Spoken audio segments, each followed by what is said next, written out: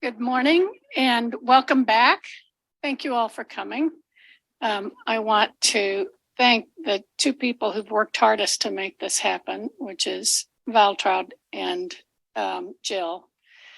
It's always such an intellectual high to come to an event like this, but it takes so much work that usually falls to just a couple of people. So in case it hasn't happened before, please can we applaud Valtraud and Jill's hard work.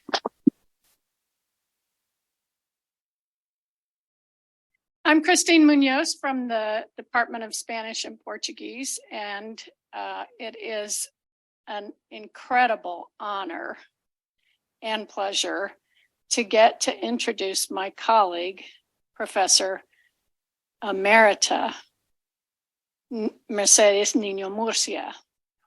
Professor Nino-Murcia grew up in Colombia. Her bachelor's degree is from the Universidad Mariana, her master's degree from Rice University, and her PhD from the University of Michigan. Her work has always been about language variation, about bilingualism and multilingualism, and how those coexist and work out in families and communities. She has always had an ear for power and power differences. And she has studied those both within the US and elsewhere in the Americas, notably in Peru, with some guy named Frank Salomon. Her recent work turned to activism on behalf of the migrant community here in Iowa. It became a much in demand course among Spanish majors called Language and the Law, and it became her most recent book, Toward a Critical Sociolinguistics. She graduated from the University of Iowa Department of Spanish in 2021. I have to say graduated because she will never retire. She has stayed so active that we were just very lucky to catch her on a weekend that she happens to be here so that she could talk to us about constructing spaces for migrants in classrooms. I have to take this opportunity to say you never met a more generous colleague. And it is because of Professor Nino-Murcia that I get to be in the Department of Spanish and Portuguese. So it is a treat to have her here. I am eager to hear what she has to say. And again, thank you all for sharing this moment with me. Welcome.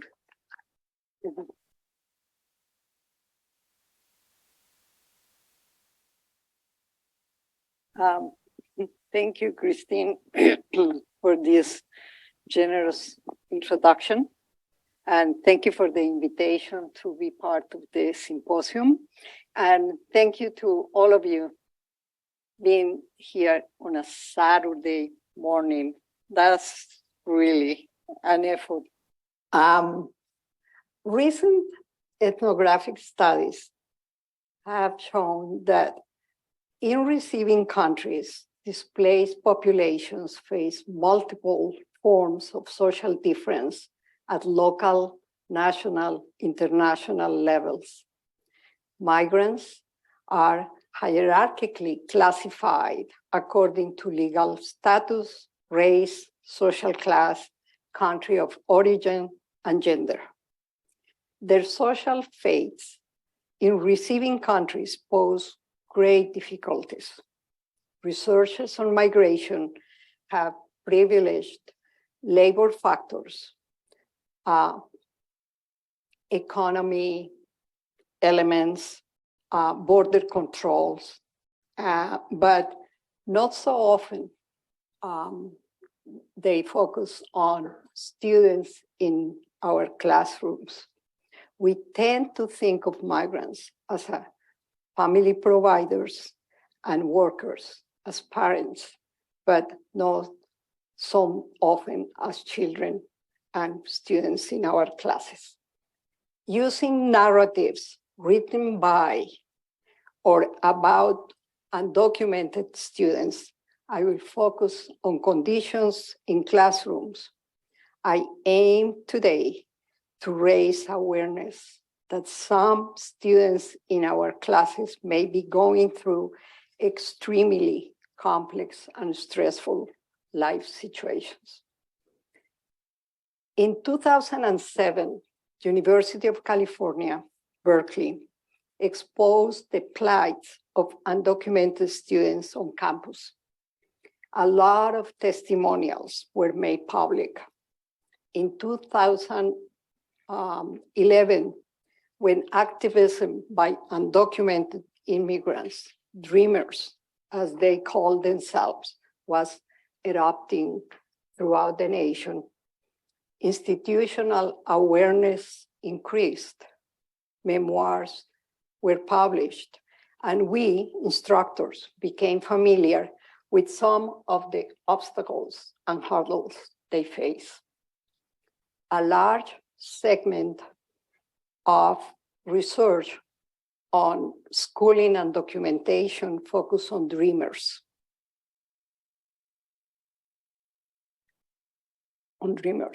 Beneficiaries of the Development, Relief, and Education for Alien Minors Act. And on DACA, Deferred Action for Childhood Arrivals recipients entering higher education. This is an update. This is from 2 days ago, when the New York Times reported that a court decided that DACA cannot be renewed. On August 30th, Biden or the government had reawakened document, what they call a memo, asking for the prolongation of DACA. And this is from October 5th, last Wednesday, that the current enrollees in DACA stay, but there is no new way to enroll more people. So that's an update. But a concept that will be important in my presentation is the notion of space versus place. Following Lifshire, Creed, and Daly O'Kane, their book from 2013, they make the difference, and they said space is socially constructed. Place is shown on a map. Space is made by human activity and practices. Place is static. Place is continually changing. For immediate purposes, place stays put. Space is merely the abstract gaps between places delimited by human action. What makes it a space is the human activity and practices that take place there. For migrants, the classroom and its institution is many times is a place to be many hours daily, but they may not encounter it as space already constructed by familiar learning activities. Because, and I'm quoting from this book, because spaces do not have the same sort of solidity of material form that places do, immigrant groups need to constantly continue to construct their group's space in the new place of living in order to maintain it. Remember that migrants many times have to change places because of the fear of being caught and deported.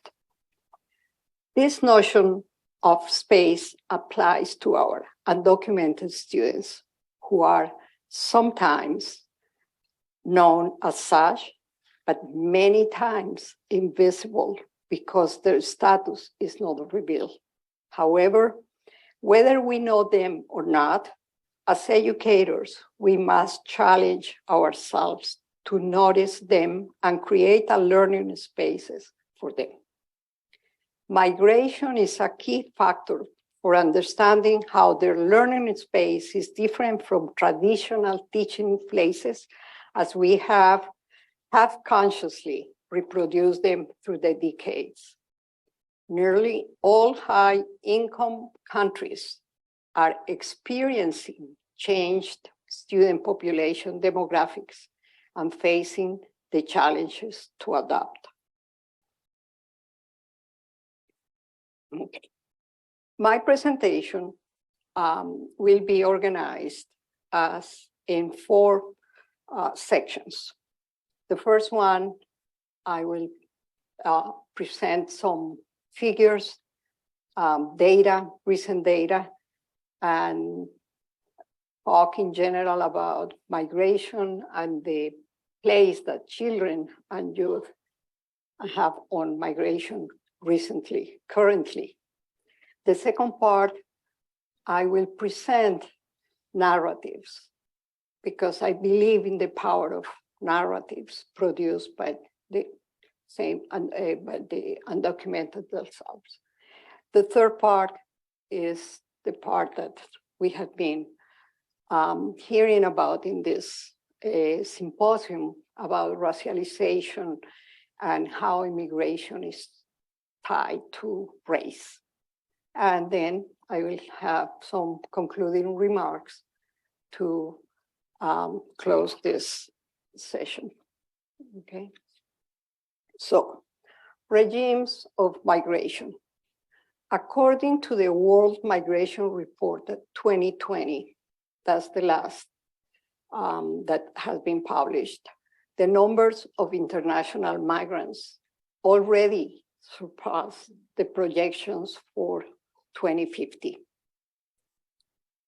In 2015, the United Nations counted 244 million migrants. In 2020, 272 million. The numbers are growing. And in these charts, the part that is in yellow represents children, sometimes accompanied by family members, sometimes unaccompanied, and sometimes they enter accompanied, but the government in the US separate them, the parents from the kids. So there are 3 regimes of migration: international migration, all people, business people, entrepreneurs, millionaires, students, professionals who get a visa and can move to a different country. Then we have another category, the asylum seekers and refugees. The asylum seekers are forced to move out of their country of origin due to persecution, to famine, to violence, to poverty, extreme conditions. And they get to the country legally. They are legal in the country.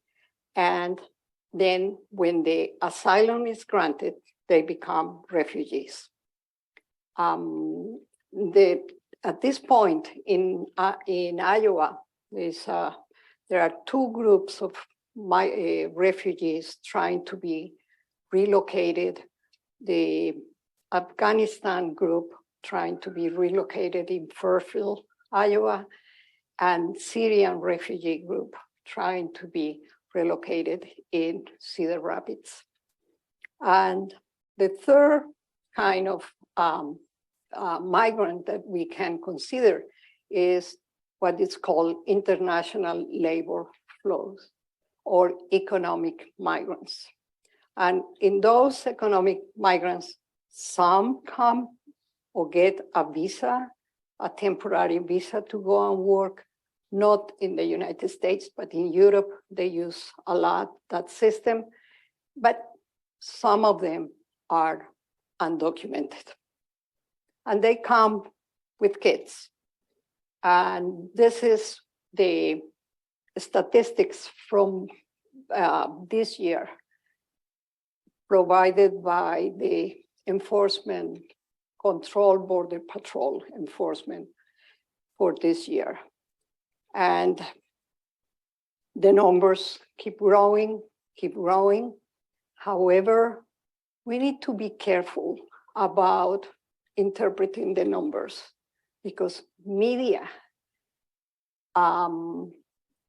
portrays migration like threat, crisis, problem, this and that. But if we look at the number, this is a low percentage compared to the whole number of population in the United States. So we need to be careful about buying into, oh, this is terrible.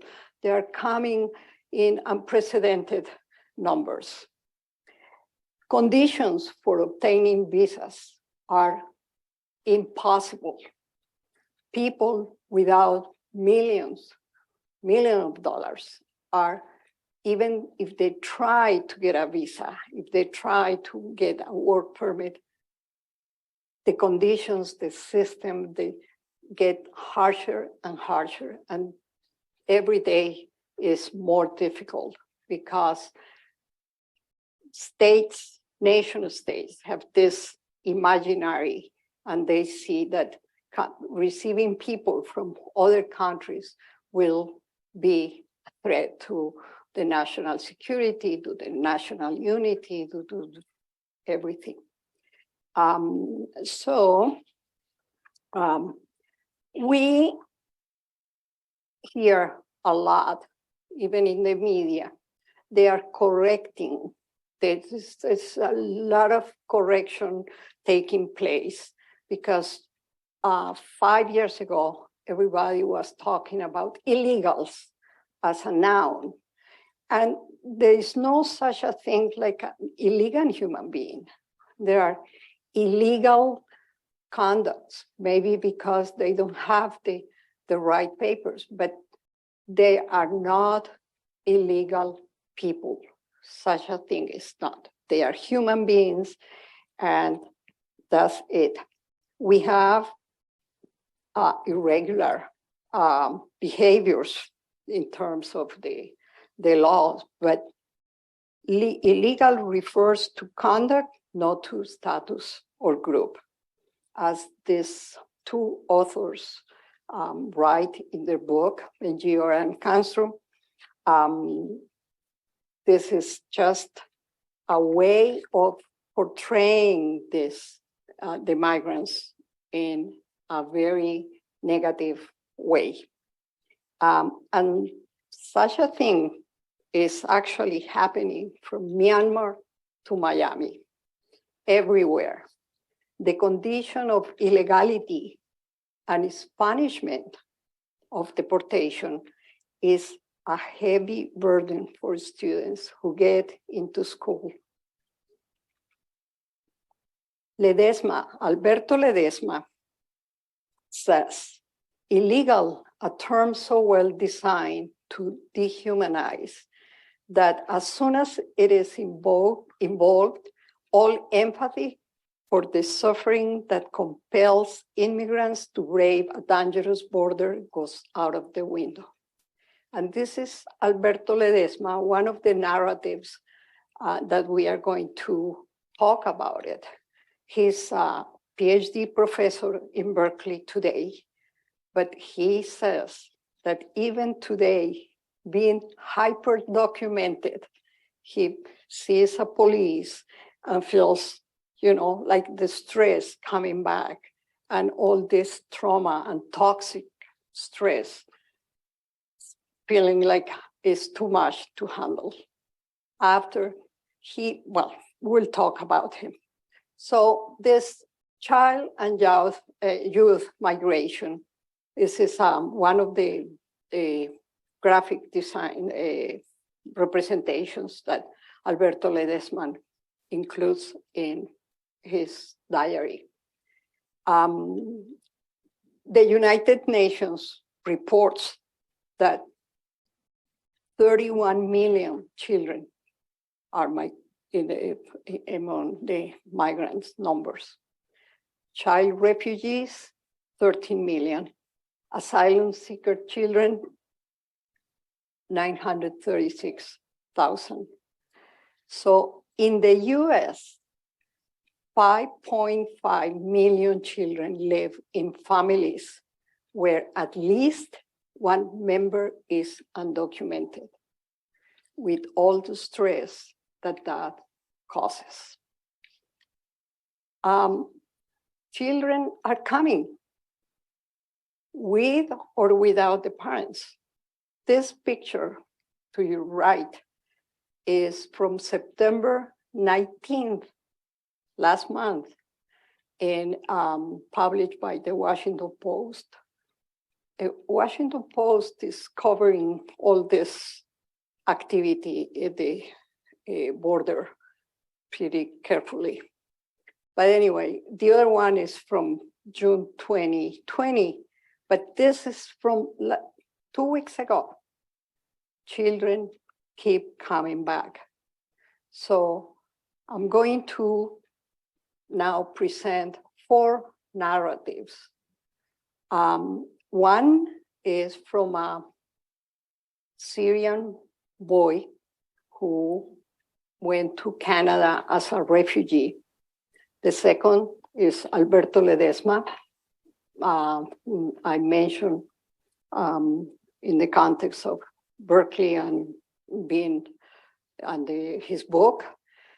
The third case I'm going to talk about is from Mount Pleasant, Guatemala, a country of origin, but he is in Mount Pleasant now.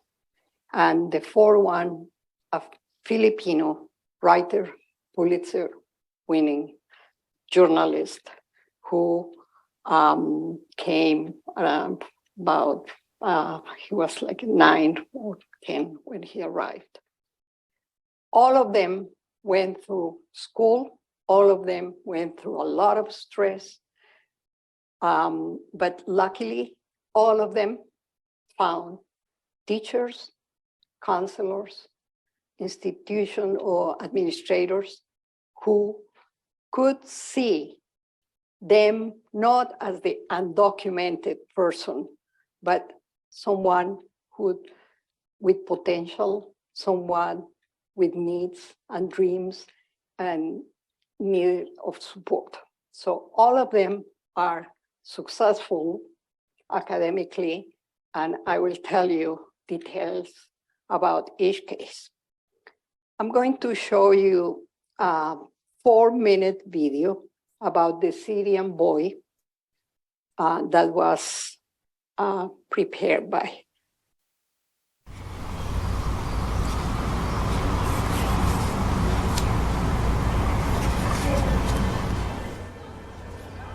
عندما بدأت الأحداث في سوريا كان عمري 11 سنة.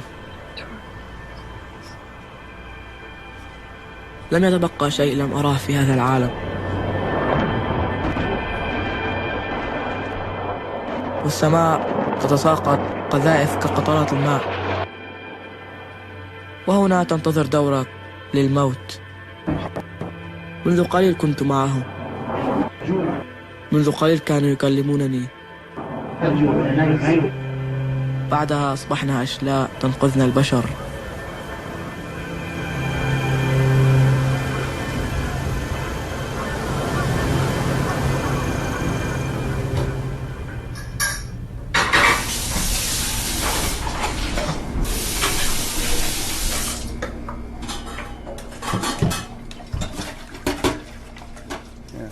إبراهيم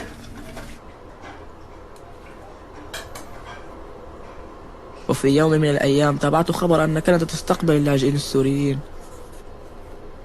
فلم أكن أتوقع أنه سيأتي يوم ويخبرونني للسفر إلى كندا، بل هذا ما حصل.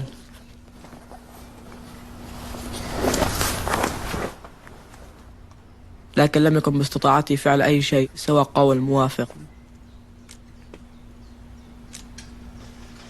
CBC Radio 1, 89.3 FM, 990 AM. Nice to hear the kids on the first day back. School day 2 on the cycle. In the Winnipeg downtown, it's 9 degrees. The airport is just 2.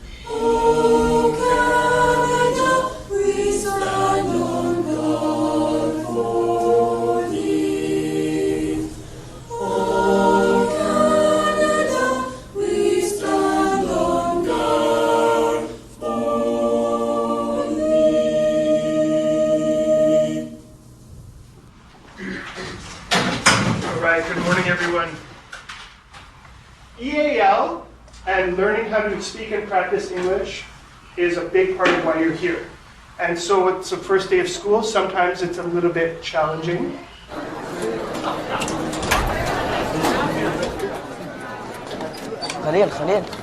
خليل تعرف تفتحها؟ لا علمني زي ما هو بعرف. ادينا No, oh my god. Hi, welcome. Come on in. How are you? Good. Come on in. Well, I think what I'd like to do to get started is to give you a little questionnaire to fill out.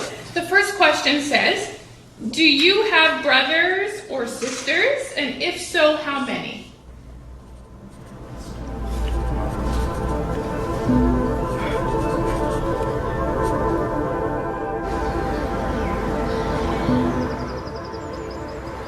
وكل ما تعرفت عليه أحد يسألني عن ما حصل، لكنهم عندما يسألون لا يعلمون مدى حرقة القلب عندما أتكلم عن قصتي.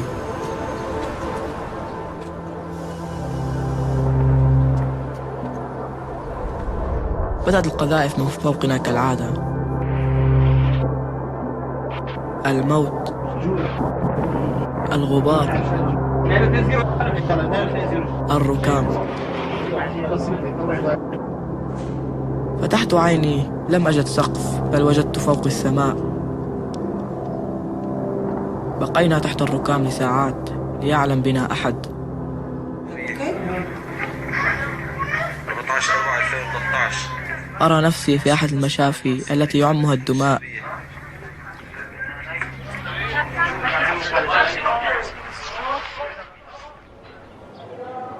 أول شيء جاء في بالي أن أسأل أين أمي؟ لماذا لم تأتي معي؟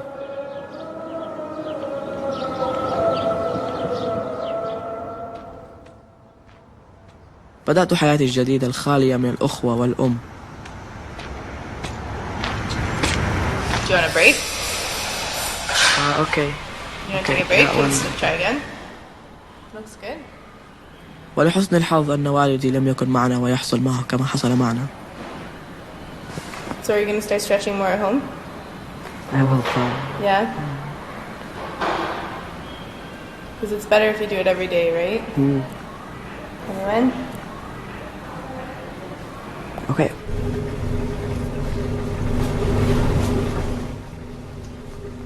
خلص الدرس؟ ها؟ تدريب المدرس. تدريب المدرس خلص. يعني أنا بقدر أطلع أدخن سيجارة إذا خلصوا؟ Hi, my name is Sarah. My PIN number is 85002. I'll be your Arabic interpreter. How may I assist you? I'm treating Slayman's son for physiotherapy, and I was wondering if you'd be able to interpret a question that he has for me. Yeah, sure. أهلا. يعني أنا بس بدي إنه نتيجة هذا العلاج يعني العضو صار له أكثر من سنتين مزروع بإجره يعني هذا ورفيع كتير مو يعني عم ياخذ مكانه الصحيح. بس بدي أنا بالعلاج هذا إنه بدي ينمو ولا بدي يضل هيك على حاله لأنه إجره كبيرة وإجره صغيرة. What are the chances that the leg is going to get longer? يعني إيش الاحتمال إنه الإجر يعني تكبر يعني؟ يعني في احتمال إنه مثلاً 10%، 15%، 20%. So is there like a hope that maybe 10%, 15% that the leg would get longer? I don't think so. The orthopedic surgeon would be a better person to ask about the long-term bone growth. ماشي شكراً لك يا أختي. شكراً كثير لك وإلها. Thank you very much to the interpreter and to you.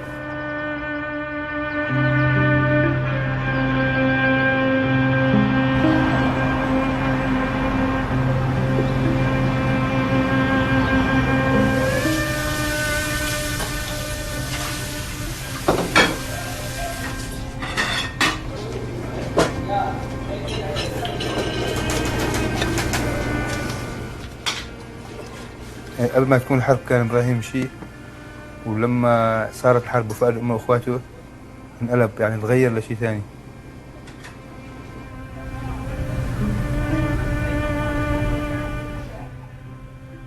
ضل في فترة صدمة يعني ما يقارب السنتين، بشكل دائم يردد وين أمي وين ماما.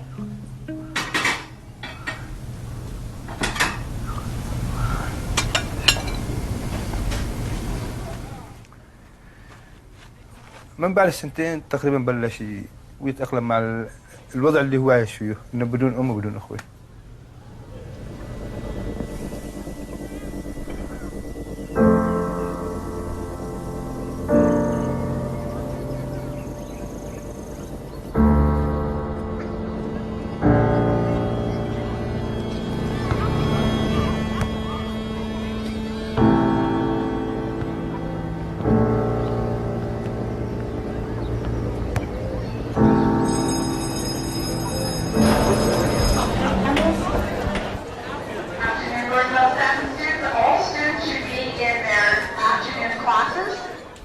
Mustafa Al-Kalka. Not here yet. Ibrahim? Ibrahim? Ibrahim, yeah. Ibrahim? What is the word we would use to describe big countries? Huge or? How do we measure big? Yeah, and America? No, yeah. There's a word called area. You know what area means? Yeah. So area is a measurement of size. So when we talk about Canada being big, there's a lot of area, a lot of space. But there is no people. In Canada. Only 30 millions, yeah. So we're the second biggest country in the world. Shouldn't that mean that we're the second most populated?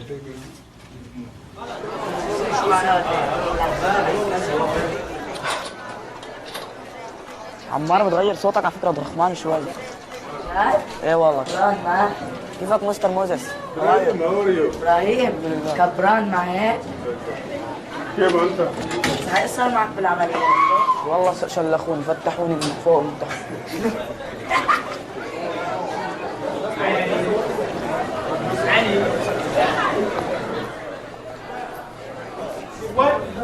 I think we have seen enough to appreciate the stress, the pain, the physical pain, emotional pain, and how this boy is what an outsider would say, renegotiating his identity.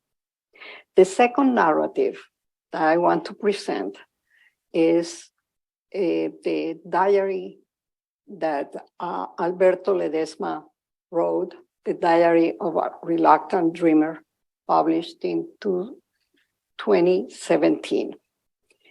And this is really, he uses a lot of vignettes, and he says the truth is that no matter how hard I try to show them, few people consider undocumented immigration as a kind of an American experience. And he studied literature, he studied the representation of Latinos in literature, but he says, what I wanted was to tell my own story. I'm gonna show you some of the vignettes that, according to him, reflect a day in the life of one of the students. Sleeps at a friend's house because he cannot afford rent. Eats ramen for breakfast. Rushes off to school. Avoids having to take the bus if possible. Sits through lecture feeling sleepy. Works 4 hours each night as a dishwasher to pay for tuition and books. Returns home late and tired, but still spends a few hours studying for next day. Okay, so he talks about the heavy burden of the secrecy, that being in a class without telling anybody that he was undocumented because undocumented people developed this fear that anyone could go to ICE and report them and be deported. And the third narrative that I'm going to talk about is from Iowa. In May, we may remember May 2018, Mount Pleasant, Iowa, an hour from here, ICE raided the town, or not the town, but the cement plant. A town with 8,500 people that usually have openings for job, short-term openings, and no problem filling them up. Is a peaceful, quiet town.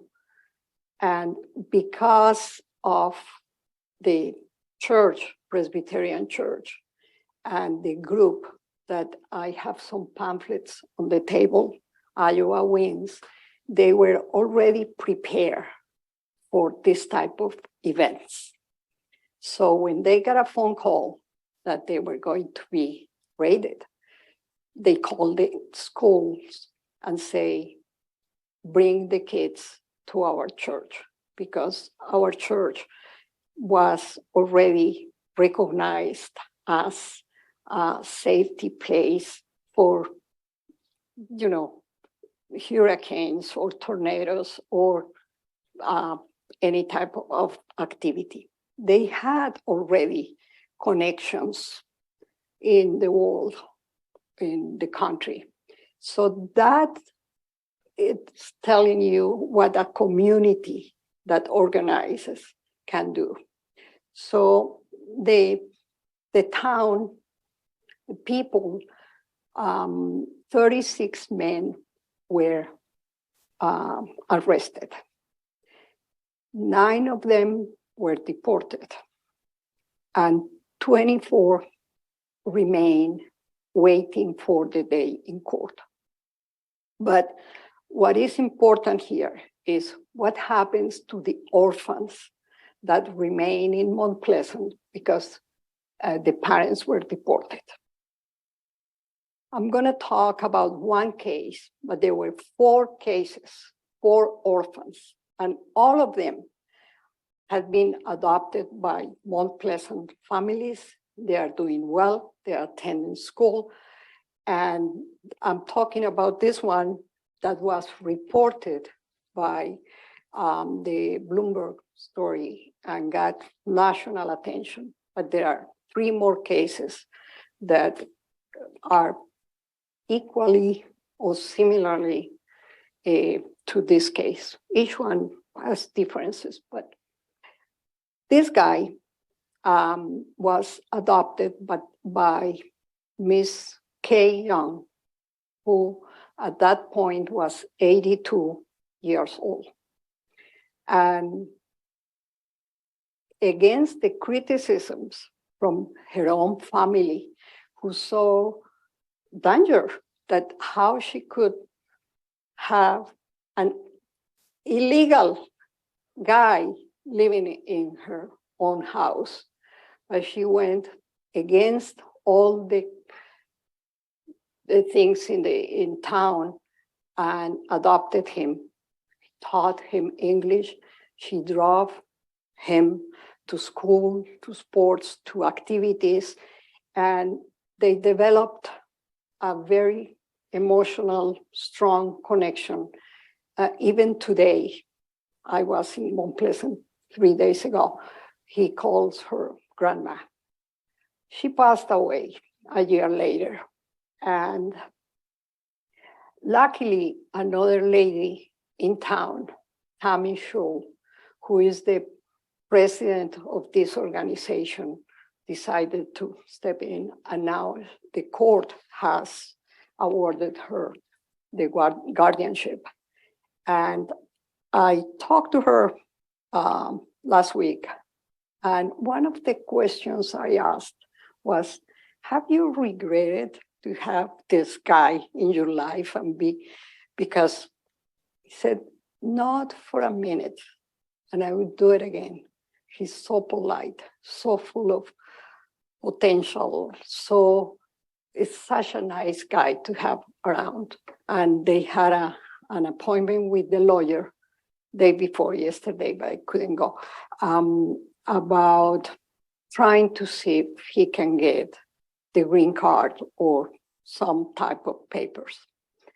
They are pursuing a parallel system, one as a refugee and the other one through this special immigrant juvenile status. And whatever works first, that will be. But he got a driver's license, he got his own car, he graduated from high school, he's working in Mount Pleasant and waiting for the papers to be completed. So in a way, this is a successful story. And as I mentioned before, there are another girl and two more boys adopted by families in Mount Pleasant. And for me, this is inspiring to see how a community can respond in a different way. There were concerns and divisions, and it wasn't like the whole town went on this. Even some churches disagree because these people have broken the law and we cannot support them because they are criminals according to the classifications. But some of them said, no, they are human beings, they are our neighbors, and we are here to support them. They have on Wednesdays, they meet with all the kids in town. They cook meals, they celebrate holidays, and it's a very, very nice organization. And if you want to learn more about, there are pamphlets there. Okay, so let's move to narrative number 4. Narrative number 4 is about a journalist from Philippines, born there and sent as a boy with someone whose mother said, this is your uncle, and he will take you to your grandparents in California.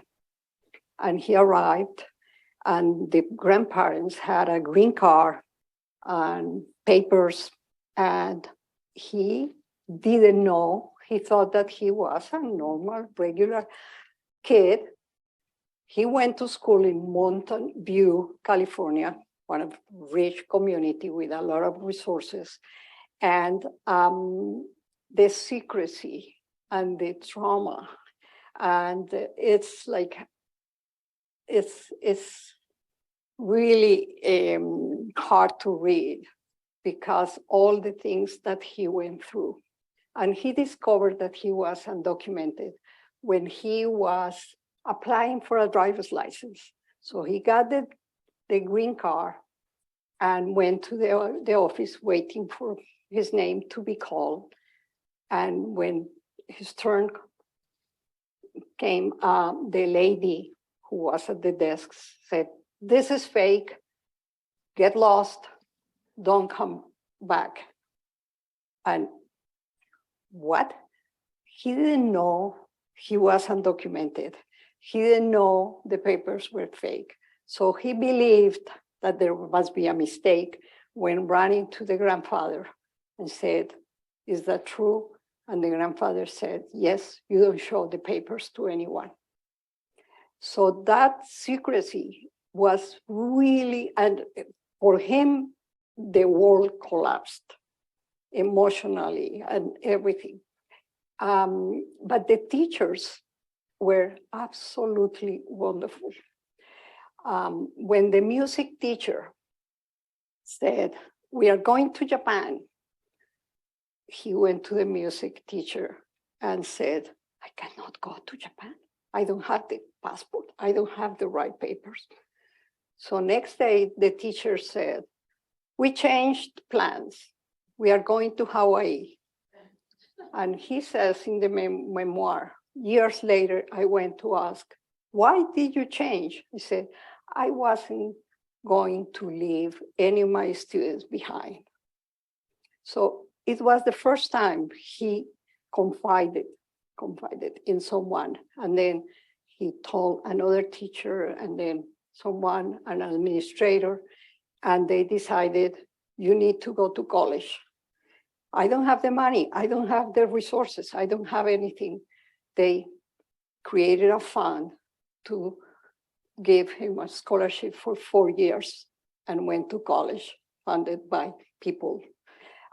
So he said, I found my second family. There was some teachers, one administrator, and they started to take him to Thanksgivings and things like that, and helping him to get a driver's license, because then he got an internship in one of the newspapers. He really wanted to be a journalist and wanted this.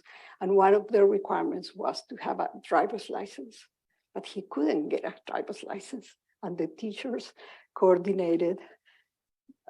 They found out that Oregon was the only state at that point that didn't require immigration documents to get a driver's license. All they needed was an address in Oregon. And the teachers, this is like what teachers can do. The teachers found an address in Oregon. They sent letters and correspondence to that address so he could prove it and get the driver's license, and got the driver's license with that Oregon address, and went and got the internship. And he got even to the Washington Post, but said the secrecy. I felt like I had written all over, I am undocumented, I am illegal. What about if they find out? So finally he said, this is it. I'm publishing an essay. And published an essay in the New York Times magazine, confessing that I'm undocumented and you can see what you want to do with me. There are two versions of his book. One is for kids, really nice. So kids learn about, what being an undocumented student can be. And the other one is for adult readers and have more details and more things. So he says in the narrative, in his book, it says, this book is about homelessness, not in a traditional sense, but in the unsettled and more psychological state that undocumented immigrants like myself find ourselves in. This book is about what it means not to have a home, about lying and being forced to lie to get by, about passing as an American. And finally, the secrecy got to him and published an article on 2011 and said, whatever, I am done with the secrecy. This is killing me. This is just, and he got support. He got insults like, why don't you leave? Go back and all of that. You are an illegal, blah, blah, blah, blah. And his book is full of encounters about people. And then his face was known. The New York Times was read by a lot of people. So it was the most known undocumented person in the United States. So he was recognized in airlines, in places, and people were really insulting. And it's really, really important to see how misperceptions about getting the papers are people don't understand. They used to tell him, get in line, get the papers, get the thing fixed. There is no line, there's no system. It's not like you can fix it like a dent in your car. There is no system. And the fees are sometimes extremely high. You need lawyers. It may take years and years and years. Why is that he was not included in DACA? Because the age limit was like his birthday, and 3 months later, DACA was announced. So he couldn't be.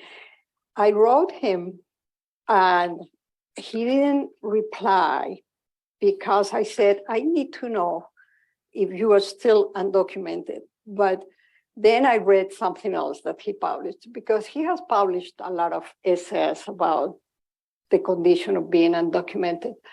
Some published by the New York Times, some published by the Washington Post. I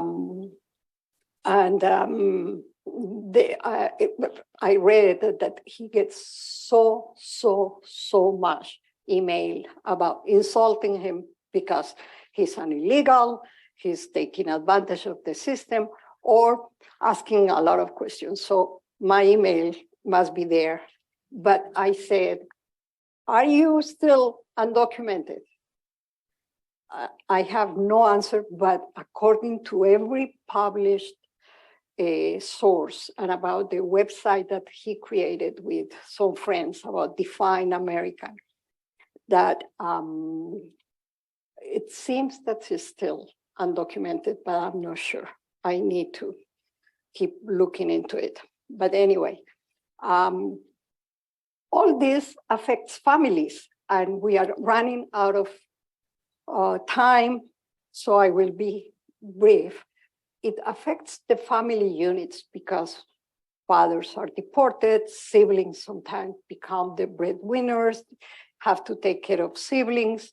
Deportation has a lot of damage, does terrible things to a family. And we know many cases from our own students who came in tears saying, I wasn't in class last week because my father was deported and I needed to take care of my younger siblings.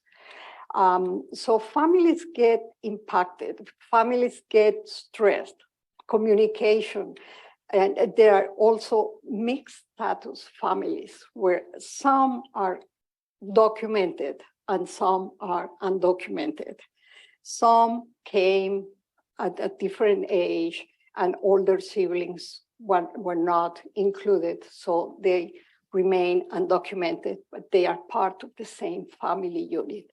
So families come in different forms and varieties, and this is an artist that I really like about.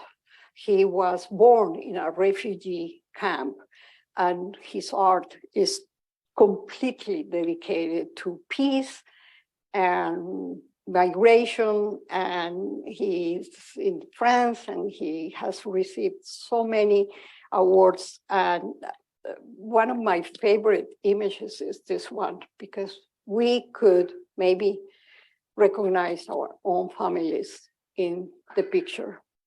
Communication, speaking of language differences and language stress, linguistic stress, systems, repertoires get affected. And to move to the third section, I will be brief because we have been, since listening and hearing about racialization of different groups, well, migrants get racialized and get the stigma, especially thinking of the country of origin, this image of trying to, this is, I don't know if you can see, it's a Mexican on the sole of the shoe. So, but all the narratives have common denominators, you know, identity construction. They don't feel they belong. They have to renegotiate everything they know. This traumatic family separation. All of them. The boy who went to Canada who lost mother and sisters, and the only person that remains is the father. The other, the mother who remains in Philippines and sends his son to the United States, and he hasn't seen the mother. All the trauma of the separation, the more difficult transition from adolescence to adulthood, because in a way, children are protected from getting IDs and financial aids and this, but when they start applying for college and they need IDs and housing and all of the regular things that other students have, they have this problem, they don't have the right papers.